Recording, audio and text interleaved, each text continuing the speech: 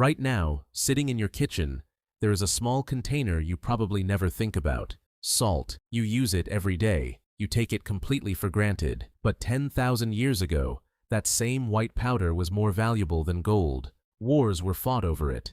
Empires were built on it, and entire civilizations collapsed without it. But here is the question nobody ever asks. How did the very first human figure out what salt even was? Think about that for a moment. You are living 100,000 years ago. No grocery stores, no recipes, no one to tell you anything. You pick up a handful of white crystals from the ground.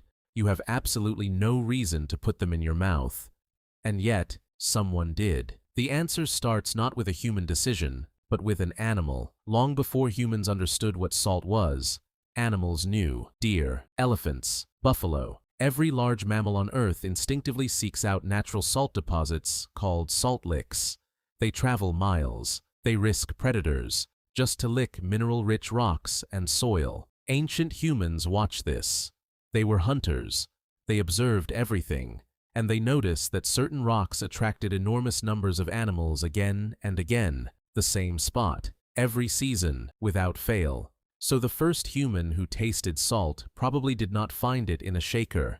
They found it on a rock that an elephant had been licking for 1,000 years. They touched it, they tasted it, and something happened in their brain that was immediate and undeniable. It tasted right. That reaction was not accidental. It was millions of years of evolution speaking directly through their taste buds. The human body requires sodium to survive. Every nerve signal your brain sends travels on sodium. Every muscle contraction, including your heartbeat, requires sodium. Without it, you die. And your body knows this. Which is why salt does not taste neutral. It tastes good. Deeply, immediately, unmistakably good. Evolution hardwired that reaction into every human being who ever lived. Because the humans who craved salt sought it out. They survived.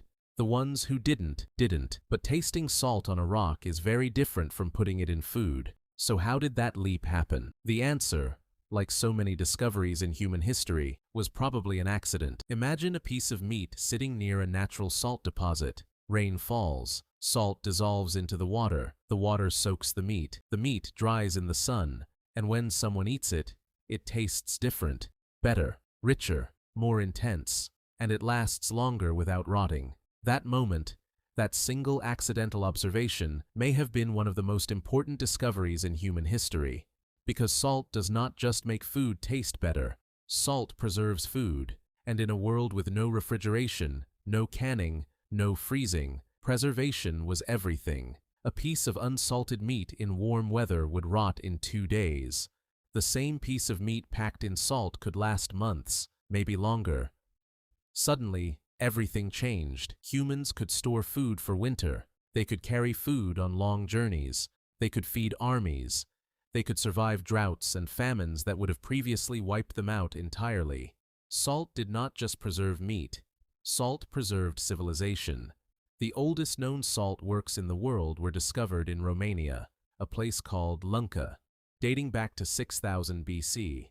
8,000 years ago, humans were not just collecting salt, they were manufacturing it, boiling brine in ceramic pots, evaporating the water, collecting the crystals, on an industrial scale. 8,000 years ago, in ancient China, records from 2700 BC describe salt production on the shores of Lake Yuncheng. Chinese rulers taxed it, controlled it, went to war over it, because whoever controlled the salt controlled everything else.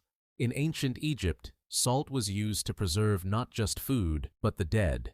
The mummification process depended entirely on a salt compound called natron. Without salt, there are no mummies. Without mummies, much of what we know about ancient Egypt would be lost forever. In Rome, soldiers were sometimes paid in salt. The Latin word for salt is sal. The word salary comes directly from sal. When you receive your paycheck, you are receiving a linguistic echo of a time when salt was literally money. In medieval Europe, salt was locked away like gold. The phrase, "worth his salt," comes from this era. To be worth your salt meant you were worth what you were paid, because salt was what you were paid with. The American Revolution had a salt crisis. The British blockade cut off salt supplies to the colonies. George Washington's army struggled to preserve meat. Soldiers went hungry, not because there was no food, but because there was no salt to keep it. In 1930, Mahatma Gandhi led 240 miles of marchers to the sea to make their own salt, in defiance of British colonial salt taxes. The Salt March became one of the most powerful acts of protest in human history, because everyone understood what salt meant. Control the salt. Control the people. Today, the average American consumes about 3,400 milligrams of sodium every day, most of it without thinking. It is in your bread, your cereal, your sauces, your snacks, so thoroughly embedded in the modern food supply that you could not remove it without rebuilding the entire system. That white powder in your kitchen has started wars, built empires, preserved the dead, paid soldiers, sparked revolutions, and quietly kept every single one of your ancestors alive long enough to have children. The first human who tasted salt on a rock that an elephant had licked had no idea what they had found. They just knew it tasted right.